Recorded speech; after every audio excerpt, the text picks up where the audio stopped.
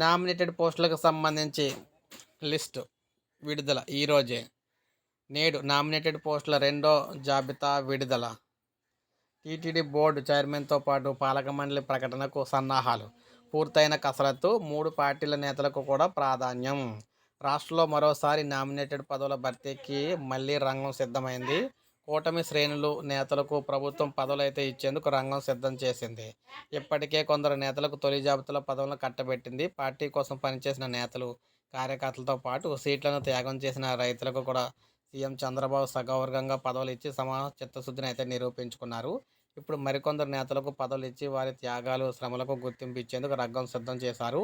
ఇప్పుడు రెండో జాబితా ప్రకటించే పనిలో కూటమి ప్రభుత్వం నిమగ్నమైంది. దీంతో ఇప్పుడు ఎవరికి ఏ పదవి అన్న ఉత్కంఠ మళ్లీ నేతల్లో మొదలైంది. గతంలో 80% మేర పోస్టుల భర్తీపై కసరత్తు, వడపోతను చంద్రబాబు పూర్తి చేశారు. మిగిలిన కసరత్తును కూడా సాధ్యమైనంత త్వరగా పూర్తి చేసి మరో 4 జాబితాలను ప్రకటించే పనిలో కూటమి ప్రభుత్వం అయితే ఉంది. 3 పార్టీల మధ్య పదవుల పంపకంపై కుదిరిన ఒప్పందం ప్రకారమే మరో జాబితా ప్రకటించే యోచనలో కూటమి అయితే ఉంది.